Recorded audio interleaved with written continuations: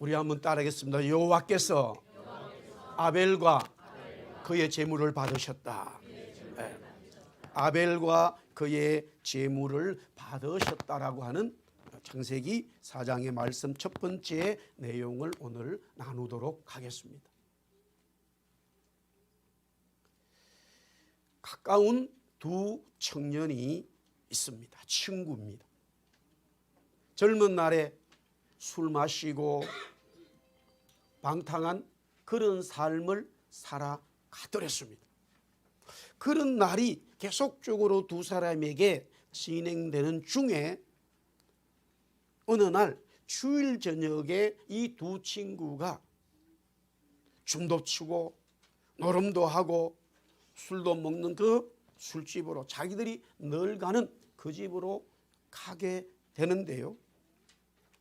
가는 중에 마침 교회 앞을 지나가게 되면서 그날 주일 저녁 설교 제목이 게시판에 붙어 있는 것을 친구들이 보게 됩니다. 두 친구가.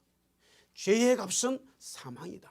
너무나 섬뜩하지요. 성경은 죄의 값은 사망이다. 욕심 잉태해서 죄를 낳고 죄가 장성해서 사망이다. 이렇게 되는 거죠. 그때 한 청년이 저 문구를 보면서 마음이 좀 상했습니다. 나는 지금 죄 지으러 가는데 죄의 값은 사망이란다. 마음이 뭔가 조금 요동이 치지요. 그런데 다른 친구 하나는 야, 뭐 별거 아닌데 그래 다 신경을 써라. 가자. 재촉합니다. 그때 한 친구는 야, 나는 가지 않겠다. 그렇게 말해요. 그 자리에서 두 친구는 갈라지게 되고, 한 친구는 그 술집으로 가진 않았지만은 집으로 가야 되는데 저 죄의 값은 사망이라고 하는 그 문구를 보고 난 다음에 그래 한번 교회에 발을 그 예배에 참석해 보자. 참석하게 되었고요. 이 두 친구, 한 친구는 교회로 가고 한 친구는 여전히 술집으로 갔는데, 교회로 간 친구는요, 세월이 흘러서 미국의 22대, 24대 두 번에 걸쳐서 대통령이 된 독실한 기독교 지도자 클리브랜드입니다. 술집으로 간 친구는 어떻게 됐느냐? 범죄자가 되어서 종신형으로 교도소에서 쓸쓸히 지내고 있는데 친구의 침식을 뉴스를 통해서 보게 되어지죠. 예배를 드린 친구와 무시한 친구의 인생이 이렇게 달라졌다라는 이야기입니다. 아담과 이브는 죄로 말미암아 기쁨의 동산인 에덴에서 하나님으로부터 쫓겨나게 됩니다. 그들은 이마에 땀을 흘려야만 하는 고되고 힘든 여정의 삶을 살게 되죠.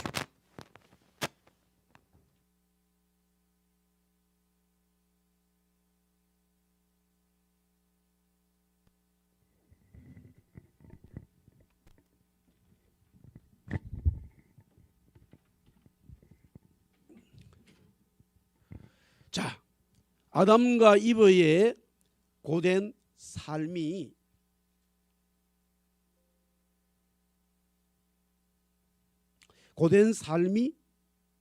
가시와 엉겅퀴를 땅에서 만들어내기 때문에 그렇게 되어지고 있습니다.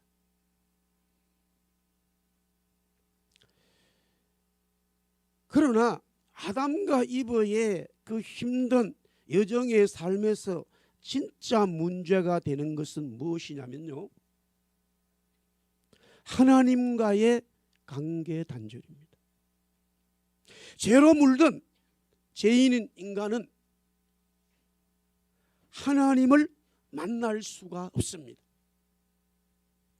아담과 이브는 범죄함으로써 하나님과의 관계가 끊겼기 때문에 더 이상 하나님을 만날 수 없지요. 그런데 하나님은 이런 단절된 인간과 연결할 수 있는 길을 만들어 주셨습니다. 그것이 뭐냐? 바로 제사요 예배입니다.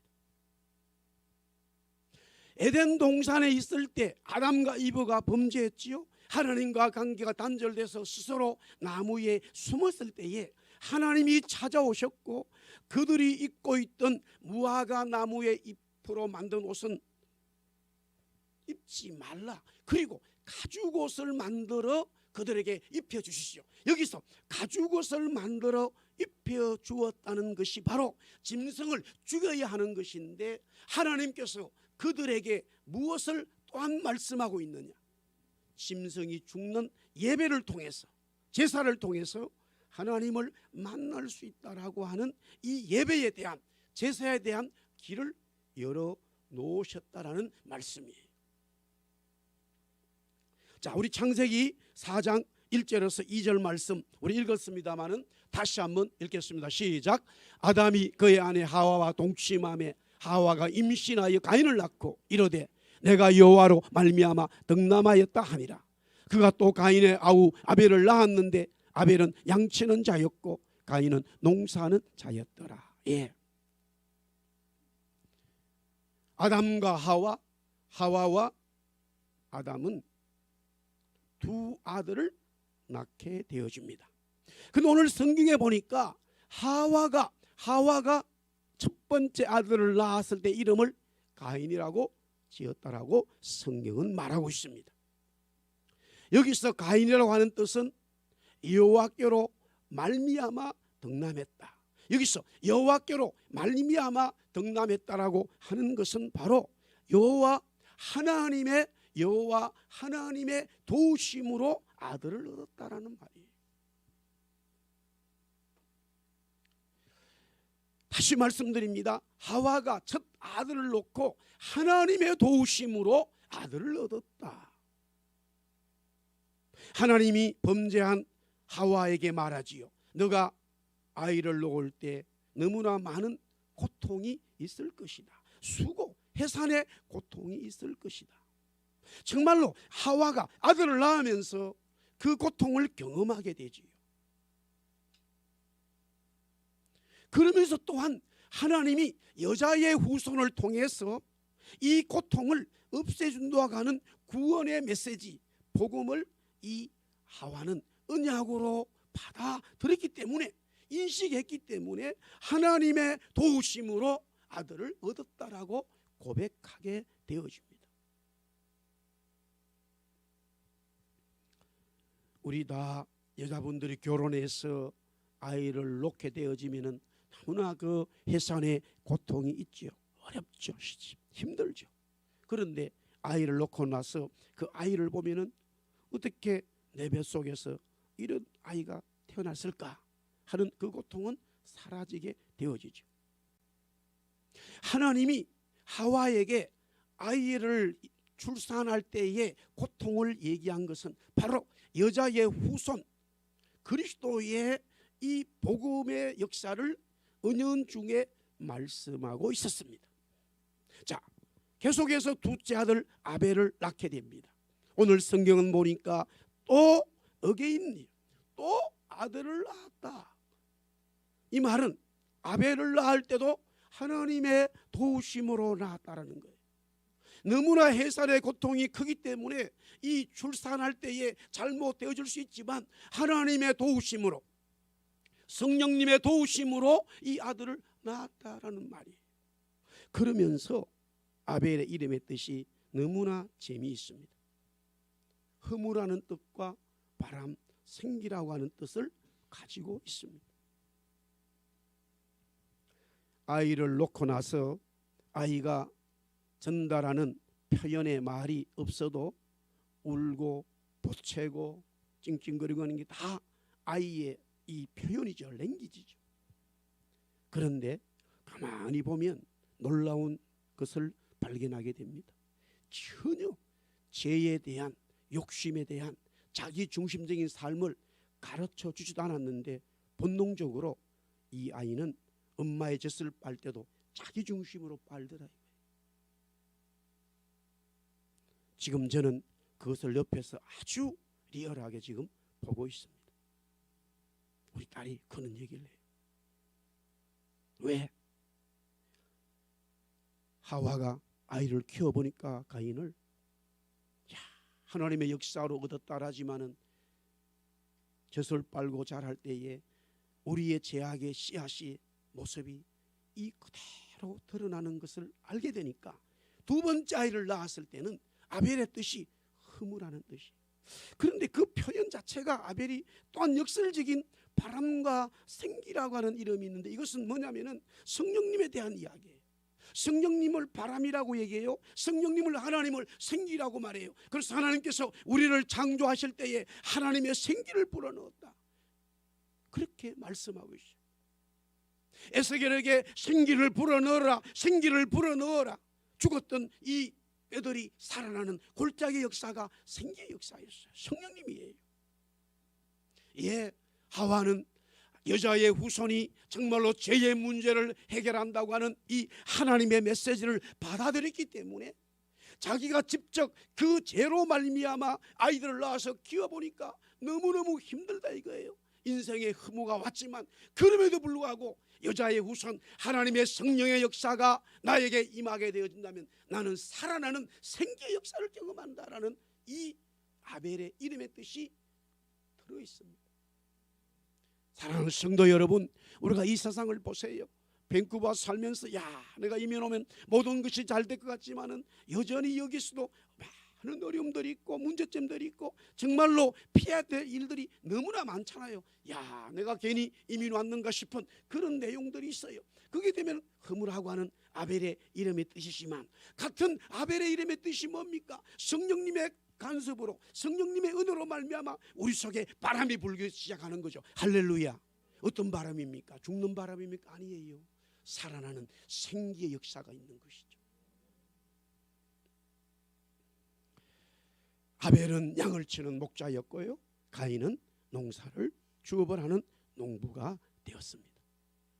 창세기 4장 3절에서 5절에 세월이 지난 후에 가인은 땅의 소산으로 하나님 앞에 제물을 삼아 드렸고 아벨은 양으로 드리게 되어집니다. 문제는 여호와께서 아벨과 그의 제물은 받으셨지만 가인과 그의 제물은 받지 않았다. 너무나 상반된 결과가 나오게 되어집니다. 여기서 받으셨다라고 하는 하나님께서는요, 받으셨다라고 하는 그것은 주목한다. 하나님이 주목한다라고 하죠. 그래서 NIV 영어를 쓴 같은 look with favor라는 말을 썼어요. 그런데 또 다른 하나 뜻이 있습니다. respect가 있어요. 존경하고 존중한다는 뜻이 있어요. 킹제임스나 뉴 킹제임스에서는 respect였어요. respect to Abel and his offering이라는 말을 썼어요. 하나님께서 아벨이 드린 아벨의 제사에 대해서 존경의 마음을 가지고 존중해주고 받으셨다라고 하는 말씀이에요. 예배는 제사는 하나님 앞에 드려져야 되고 하나님이 받으셔야 돼요. 할렐루야, 아멘. 그런데 예배를 드렸는데 하나님이 받지 않으신다. 그것은 불행 중에 불행이겠죠. 연락이 돼야 돼요. 목회를 쭉 하면서 정말 오늘 우리가 예배를 드리잖아요. 우리가 하나님 앞에 예배하는데 이 예배가 정말로 하나님 앞에 연락되는 것과 하나님이 이 예배를 주목하시고 주님께서 이 예배에 성령님께서 우리를 존중해 줌으로써 임재하시는가. 할렐루야, 아멘. 그것을 우리는 믿고 나갈 수밖에 없어요. 그러나 아주 가끔씩 오늘 여기 본문에서도 하나님이 가인의 제물과 가인의 제사는 안 받으시고 아벨은 받으셨다고 했을 때 어떻게 그것이 판명이 났을까 궁금하지 않을 수가 없어요. 그러나 이렇게 됐기 때문에 받았다 안 받았다 그런 내용이 없지 않아요. 없지 않습니다. 그러나 분명히 가인의 제사는 하나님부터 리젝트 당했고 아벨은 하나님 앞에 이 제사가 예배가 올려져서 하나님이 받으셨다라고 하는 내용입니다.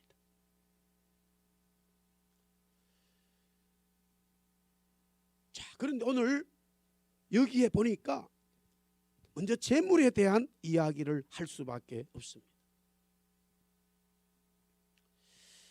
제사는 곡식으로도 드리는 소재가 있기 때문에 가인의 제사에는 문제가 없습니다.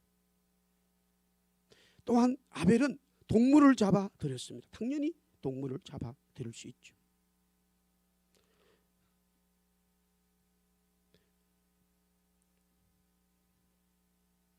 그런데 오늘 여기 창세기 4장에 보니까 아벨은 자기도 양의 첫 새끼와 그 기름으로 드렸다라고 하는 표현이 있어요. 그래서 아벨은 제물에 대해서 굉장히 신경을 썼구나 라는 것을 우리는 짐작은 할 수 있지만, 그렇다고 해서 가인이 자기 땅의 소산으로 제물을 드렸대서 하찮은 것으로 드렸다, 이렇게 우리가 단정짓기는 어렵습니다. 그러므로 제물에 문제가 있다라고 말하기는 어렵죠. 그러나 오늘 성경을 가만히 보니까 하나님은 아벨과 그의 제물을 받으셨고, 하나님은 가인과 그의 제물을 받지 않으셨다라고 말하고 있어요. 그러므로 여기에 먼저 제물에 대한 것은 문제가 되지 않는다라는 거예요. 그러면 문제는 뭐냐면 아벨 아니면은 가인이라고 하는 두 사람에게 문제가 있음을 여기서 볼 수가 있는데요. 성경은 아주 자세히 가인에게 문제가 있었다고 하는 사실을 아주 중요하게 여기서 다루고 있습니다. 창세기 4장 5절에서 7절, 우리 다시 한번 이 말씀을 크게 읽겠습니다. 시작. 가인이 몹시 분하여 안색이 변하니 여호와께서 가인에게 이르시되 네가 분하여하면 어찌 됨이며 안색이 변하면 어찌 됨이냐. 네가 선을 행하면 어찌 낯을 들지 못하겠느냐. 선을 행하지 아니하면 죄가 문에 엎드려 있느니라. 제가 너를 원하나 너는 죄를 다스릴지니라. 오늘 여기 본문을 잘 보시면요, 먼저 가인의 모습이 기록되어져 있습니다. 가인은 매우 화가 났습니다. 가인의 마음은 분으로 가득 찼습니다. 그리고 그의 얼굴이 변했습니다. 안색이 좋지 않았습니다. 자, 여기까지 가인에 대한 상태를 기록하고 있죠. 이것을 본 하나님이 가인에게 오셔서 이렇게 말합니다. 가인아, 왜 너가 화가 났어? 왜 안색이 변했어? 라고 묻고 있습니다. 하나님이 가인의 마음을 모르십니까? 가인의 상을 모릅니까? 지금 하나님이 가인의 제사를 받지 않았기 때문에 가인이 화가 나 있는 것 하나님이 알고 계십니다. 그런데 왜 하나님은 묻고 있습니까? 거기서 그치지 않고 또 하나님은 묻고 있습니다. 네가 선을 행했다면 어찌 얼굴을 들지 못하겠느냐. 악한 마음에서 선한 마음으로 바꾸라고 하는 하나님의 회개의 말씀입니다. 요청하고 있습니다. 너희가 그 마음의 문을 열어라는 겁니다. 그런 잘못된 마음을 접고 왜 하나님이 나의 이 제사를 받지 않았을까? 무엇이 문제인가? 하나님을 다시 만나야 된다는 겁니다. 하나님은 가인에게 오셔서 가인아, 왜 너가 화가 났어? 너가 왜 이렇게 되어졌어? 너가 선을 행했다면 고개를 들고 자랑스럽게 갈 수 있을 텐데 왜 너 얼굴이 그렇게 됐냐고 묻는 것은요, 하나님이 몰라서가 아니라 하나님이 찾아오셔서 우리에게 다시 가인에게 우리에게 은혜 주시고자 두드리고 있다라는 말씀이에요. 복음의 주님의 마음이에요. 저는 이 본문을 묵상하고 준비하면서 만약입니다. 만약에 가인이 하나님의 이 말씀을 듣고 예 주님 왜 제 제사는 예배는 받지 않으셨나요? 그래서 제 마음이 너무 좋지 않아요. 하나님 내 마음을 다스려 주세요 라고 그가 하나님 앞에 엎드리고 기도하고 하나님의 은혜를 구했다면 하나님이 가인아 이렇게 된 거야. 너는 다시 나 앞에 예배해라, 제사해라. 그럼 내가 너의 제사를 받아주마. 할렐루야. 그런 역사가 나타날 수 있지 않을까 생각을 해봅니다. 우리의 마음이 악한 마음에서 선한 마음으로, 화가 난 마음에서 평온한 마음으로 바뀌는 것은 굉장히 중요하죠. 만약에 그 마음을 바꾼다면은 하나님의 성령이 역사하는데 우리의 마음이 화가 나버리고 우리의 마음이 육신의 소욕으로 가득 차버리면 성령님이 역사하고 싶어도 역사하실 수도 없고 하나님의 성령이 오셔서 말씀하셔도 전혀 받아들이지 않는다라는 거예요. 그러나 받아들이기만 한다면, 내 마음의 문을 열어놓기만 한다면 하나님의 은혜는 임하게 되어져 있습니다. 여기서 처음으로 이렇게 말해요.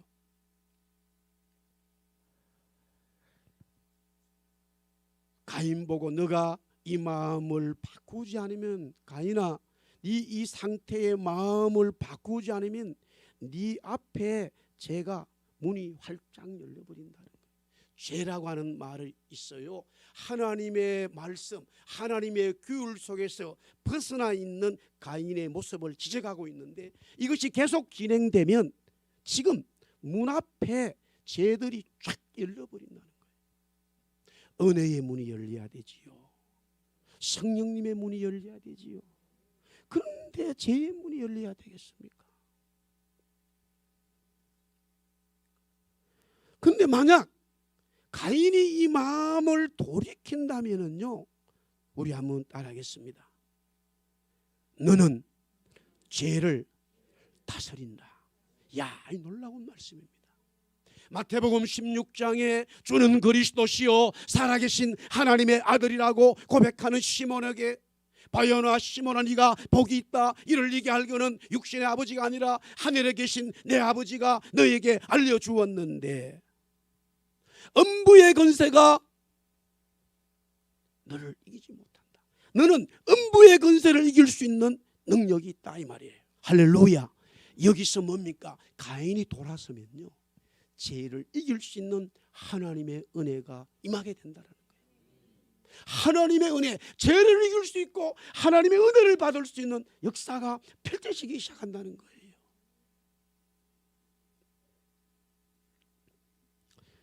저는 아버지가 예수를 믿지 않았잖아요. 물론 돌아가실 때에 교회는 출석은 못했지만 복음을 받아들인 것을 저는 분명히, 제가 복음을 전했고, 물론 어머니도 복음을 전한 것으로 알아요. 그러나 제가 복음을 전해서 누워있을 때 그걸 받아들였어요. 그런데 아버지가 살아 계실 때 굉장히 활동을 하셨을 때 그런 시대적이고 자기 생각이 있었기 때문에 우리 자녀들에 대한 그런 대책이 나름대로의 자기 주관이 있었어요. 그것이 우리 자녀들에게는 전혀 도움되는 것이 아니었습니다. 그러다 보니까 저희의 형님들은 이제 초등학교를 졸업하고 일반적인 이 학교를 상급학교에 가지 못하고 살아가야 되는 그런 삶을 살다 보니까 열심히 교회 출석하고 은혜도 받았습니다마는 너무나 살아가는 현실이 힘들 거예요. 너무나 힘들어요. 그러니 서서히 교회를 떠나가게 되고 세상 친구들과 놀게 되고 주님이 싫어하는 그런 모습들로 가게 되잖아요. 우리에게는 누구든지 죄의 문이 우리 앞에 있습니다. 이미 아담과 이브를 통해서 우리는 누구에게나 그런 어려움들이 오게 되는데, 저도 마찬가지로 변화가 없었어요. 똑같았어요. 저도 이제 중학교, 고등학교 이렇게 가다 보면은 분명히 그것을 더 현실적으로 느끼기 때문에 아마 쉽지 않았을 거예요. 그런데 그런 나이가 되려고 하는 그 어린 나이에 하나님의 성령이 제 마음의 문에 찾아와 버렸어요. 할렐루야. 저도 죄의 문으로 갈 수밖에 없어요. 그런데 주님이 찾아오셔서 성령의 문으로, 은혜의 문으로, 하나님의 말씀의 문으로 들어가는 하나님의 전적인 은혜를 경험하게 됐어요. 가인에게 하나님은 말씀합니다. 가인아, 왜 화가 났어? 왜 마음이 불편해? 우리에게 묻습니다. 이민생활 힘들지? 짜증나지?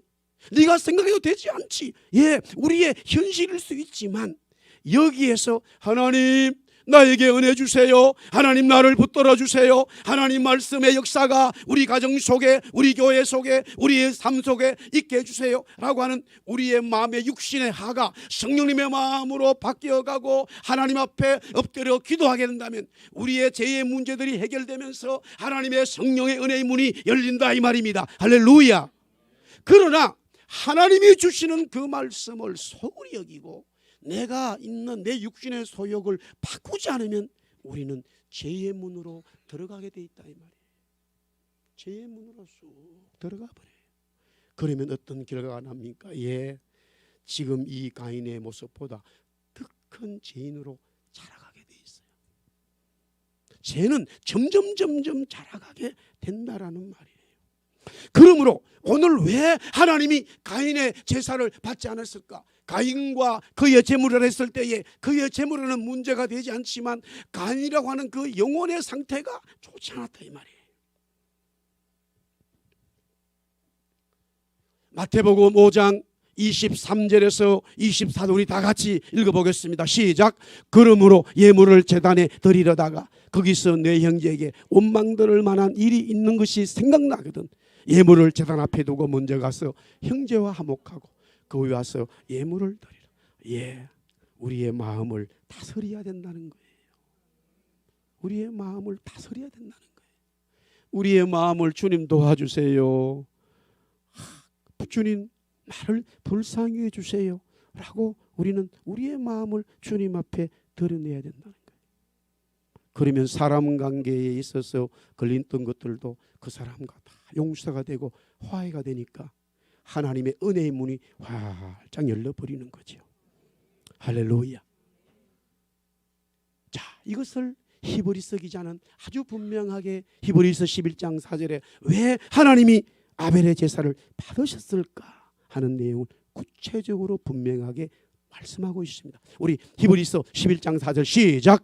믿음으로 아벨은 가인보다 더 나은 제사를 하나님께 드림으로 의로운 자라 하시는 증거를 얻었으니 하나님이 그 예물에 대하여 증언하심이라. 그가 죽었으나 그 믿음으로써 지금도 말하느니라. 믿음으로 아벨은 하나님 앞에 가인보다 형보다 더 나은 제사를 드렸다는 거예요. 믿음으로 아벨은 형 가인보다 하나님 앞에 더 나은 예배를 드렸다는 거예요. 그러면은 더 나은 제사 예배 믿음 무엇을 믿었기에 하나님은 아벨의 제사를 받으시고 가인의 이 제사를 거부했느냐 이거예요. 무슨 믿음이냐 이거예요. 무슨 마음으로 무슨 믿음으로 하나님 앞에 아벨은 예배했고 가인은 예배했느냐 이거예요. 히브리서 4장 14절에서 16절에 그 답을 주고 있습니다. 우리 다 같이 우리가 이 말씀을 읽을 때에 주의 성령님이 여러분의 영혼 속에 역사할 줄 믿습니다. 시작. 그러므로 우리에게 큰 대상이 계시니 성전하시니 곧 하나님의 아들 예수시라. 우리가 믿는 도리를 우리가 믿는 도리 시작. 우리가 믿는 도리를 굳게 잡을지어다. 우리에게 있는 대제사장은 우리의 연약함을 동정하지 못하실 리가 아니요 모든 일에 우리와 똑같이 시험을 받으시니로되 죄는 없으시니라. 그러므로 우리는 긍휼하심을 받고 때를 따라 돕는 은혜를 얻기 위하여 은혜의 보좌 앞에 담대히 여기서 보세요. 은혜의 보좌 앞에 담대히 나간다는 것이 이거는 신학적으로 풀어놓은 말이에요. 구약에는 뭐예요? 제사단 말이에요. 아멘. 구약에는 제사예요. 신약엔 풀어놓은 말이에요. 그래서 하나님이 모세를 통해서 성막을 만들었을 때도 저런 개념으로 만들었다 이 말이에요. 우리는 하나님 앞에 나아갈 수 없지만 제사를 통해서 하나님 앞에 나아갈 수 있는데 그것은 전부 다 템포러리요. 그것은 전부 다 모형적인 모델이에요. 그러나 원래 예배를 통해서 제사를 통해서 하나님 앞에 담대히 나아갈 수 있는 것은 뭐냐? 그리스도 때문에. 할렐루야.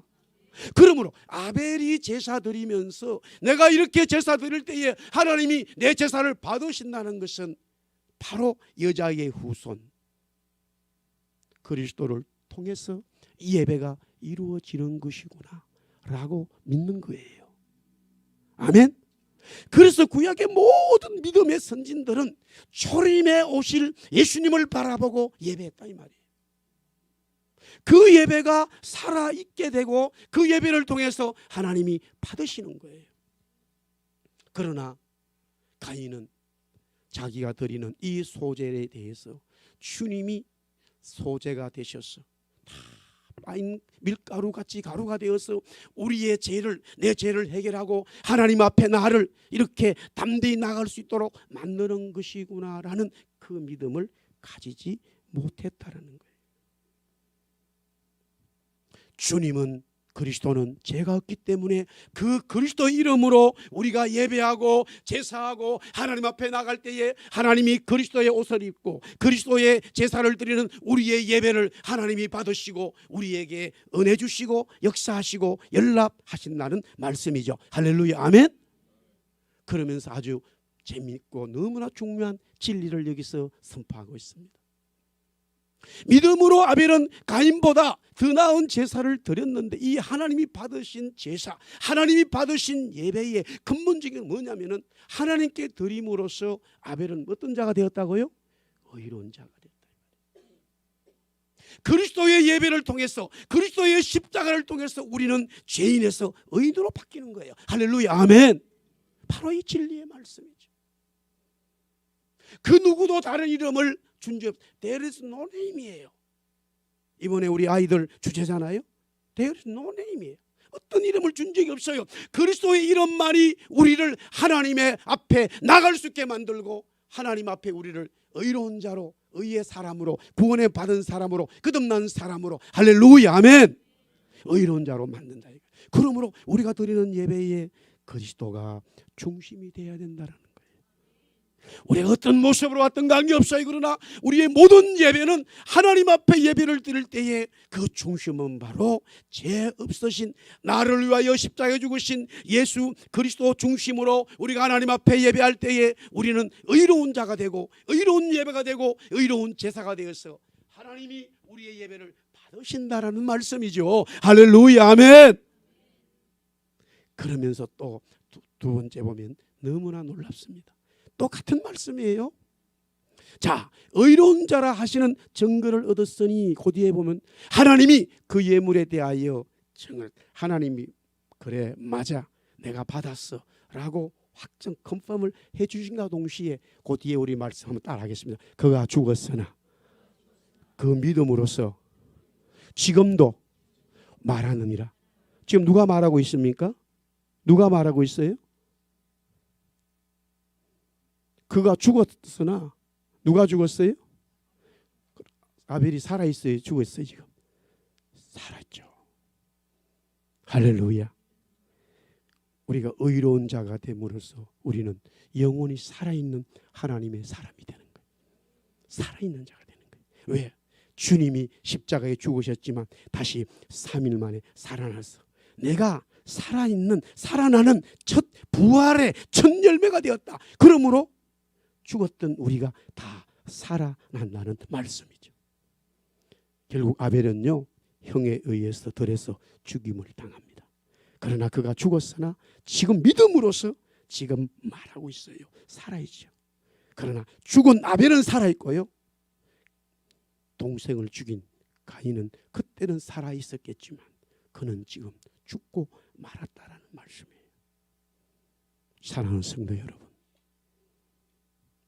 예배는요 너무 중요한 거예요. 예배를 통해서 그리스도가 중심이 되고 그 믿음으로 드려질 때 우리는 하나님이 받으시는 예배에 참석함으로써 그 믿음을 드림으로써 구원받는 의로운 자가 되고, 그뿐만이 아니라 죽어도 살아나고 살아서 드리는 예배는 영원히 살아있는 하나님의 사람들, 구원받은 백성들, 그리스도의 신부가 된다는 말씀이에요. 할렐루야. 기도하겠습니다. 주님, 가인과 아벨과 가인이 예배했습니다만 하나님은 아벨의 제사는 받으셨고 가인은 받지 않았습니다. 아벨은 믿음으로 그리스도가 중심인 것을 깨닫고 예배했다, 제사했다라고 말씀하고 있습니다. 그는 의로운 자가 되었고 그는 영원히 구원받은 살아있는 하나님의 자녀, 그리스도의 조상이 되었습니다. 주님, 오늘도 예배하고 돌아가는 우리 성도들의 삶에 주님 예배에 주님 받으시고 주님 그리스도 때문에 우리가 하나님의 의로운 사람이 될 뿐만이 아니라 살아있는, 영원히 살아있는 하나님의 백성인 것을 믿고 증언하고 기쁨으로 살아가는 주의 성도들 되게 하여 주옵소서. 예수님 이름으로 기도드리옵나이다. 아멘. 우리 다 일어나서 주를 위한 이곳에 찬양하겠습니다.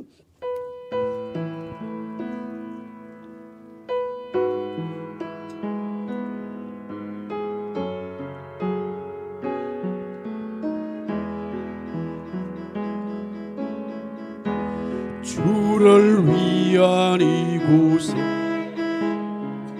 예배하는 자들 중 그가 찾는 이 없어 주님께서 슬퍼하시네. 주님이 찾으시는 그 한 사람, 그 예배자, 내가 그 사람 되기 간절히 하매 간절히 주께 예배하네. 주 은혜로 이곳에 서 있네. 주 임재에 엎드려 절하네. 그 어느 것 난 필요 없네. 주님만 경배해. 주 은혜로 아멘. 이곳에 서 있네. 주 임재에 엎드려 절하네. 그 어느 것도 난 필요 없네. 주님만 경배해. 우리 한번 두 손 들고 찬양합시다. 주를 위한 이곳에 예배하는 자들 중에 그가 찾는 이 없어. 아멘. 그가 찾는 이 없어. 주님께서 슬퍼하시네. 주님이 찾으시는. 아멘. 주님이 찾으시는 그 한 사람, 그 한 사람, 그 예배자, 내가 그 사람 되기 간절히 주께 예배하네. 주 은혜로 이곳에 서 있네. 주 임재에 엎드려 절하네. 그 어느 것도 난 필요 없네. 주님만 경배. 주 은혜로 이곳에 서 있네. 이곳에 서 주 임재 엎드려 절하네. 그 어느 것도 난 필요 없네. 주님만 경배.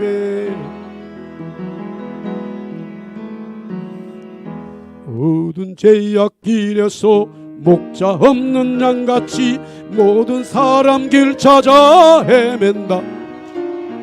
자비하신 하나님 독생자를 보내사 너를 지금 부르니 나오라. 이때라 이때라 주의 긍휼 긍휼 받을 때가 이때라. 지금 주께 나와 겸손하게 아뢰라. 구원함을 얻으리. 험한 십자가 위에 달려 돌아가신 주 다시 살아나셨네. 기쁘다. 죄인 구원하실 때 어서 주께 나와 크신 은혜 구하라. 구하라. 이때라 이때라. 주의 긍휼 받을 때가 이때라. 지금 주께 나와 겸손하게 아뢰라. 구원함을 얻으리. 주의 귀한 말씀에 주의 귀한 말씀에 영원 생명 있나니 주님 너를 용서해 주신다. 주가 부르실 때에 힘과 정성 다하여 주의 은혜 받으라. 받으라. 이때라 이때라. 주의 긍휼 받을 때가 이때라. 지금 주께 나와 겸손하게 절하라. 구원함을 얻으리. 세월 빨리 흐르고 세월 빨리 흐르고 세상 친구 가는데 너희의 영혼 오늘 밤 떠나도 주의 구원 받으면 천국에서 영원히 주와 함께 살리라. 살리라. 이때라 이때라. 주의 긍휼 받을 때가 이때라. 지금 주께 나와 겸손하게 절하라. 구원함을 얻으리. 얻으리.